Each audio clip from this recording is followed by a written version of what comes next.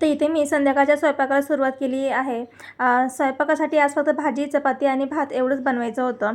तर इथं माझी चपातीसुद्धा बनवून झाली आणि चपाती बनवतानाच परीचं थोडं मध्ये-मध्ये चालू होतं, की "मम्मा मला फ्रेंच फ्राईज तळून दे खाण्यासाठी." तर लास्ट व्हिडिओमध्ये तुम्ही बघितलं होतं, की मी बाहेरनं येताना फ्रेंच फ्राईजचं असं फ्रोझन जे पाकीट आहे ते घेऊन आले होते आणि त्यासोबत होते व्हेज नगेट्स. तर आज मी ते दोन्हीसुद्धा म्हटलं चला आपण ते टेस्ट बघूया कसे आहे.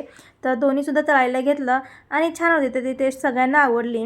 तर मी पहिलं फक्त फ्रेंच फ्राईज दिलं होतं, नगेट्स नाही दिले. थोडेसे ते स्पायसी असल्यामुळे. तर त्यानंतर खाऊन झाल्यानंतर लगेच लागले मी इथं भाताच्या तयारीला. तर आज भातामध्ये बनवत आहे मी बटाटा आणि अख्खा मसूर टाकून पुलाव बनवते, मसूर पुलाव.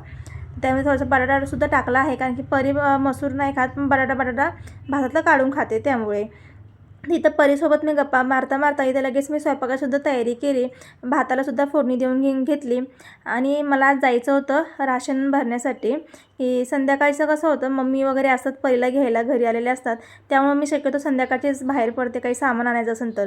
कारण की आता प्रत्येक ठिकाणी तिला घेऊन जाणं पॉसिबल नाही होत, कारण पाऊस वगैरे असतो आणि गाडीवरती तिला घेऊन जायचं म्हटलं की मग पावसामुळे थोडीशी भीती वाटते त्यामुळे. तर मम्मी आणि पप्पा परीसोबत आहेत घरी. तर त्या म्हटलं ते आहे तोपर्यंत आपण राशन घेऊन येऊया.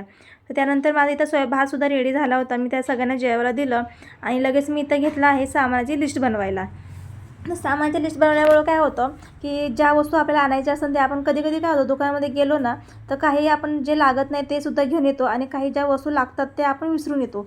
त्यामुळे मी प्रत्येक ज्यावेळेस मला असं राशन घ्यायचं असेल, त्यावेळेस मी आधी लिस्ट बनवून घेते आणि त्यानुसारच मी सामान घेऊन येते. तर सगळ्यांची जेवणं वगैरे झाली होती घरी. नंतर आमचंसुद्धा जेवण झालं. घरातील सगळी बाकीची कामं मी आवरून घेतली. भांडे वगैरे घासली, किचन वटा क्लीन करून घेतला आणि परीला झोपवलं. तर परी झोपल्यानंतर मी आता इथं सामान लावायला घेतलं आहे आणि जास्त काही आज काम करायचं नव्हतं. कारण की ऑलरेडी तर माझे जे डबे आहेत ना, ते मी घासून पुसून स्वच्छ क्लीन करून ठेवले होते. तर जे आता राशन आणले ना, ते फक्त त्यात भरून ठेवायचं. तर हे काम माझं उद्या सकाळी मी करणार होते, पण नंतर मी चला परी झोपली आहे, तर आपणच इथं पटापटा भरून घेऊ, काही जास्त वेळ लागणार नाही. थोडंफार सामान आहे ते फक्त भरून ठेवायचे.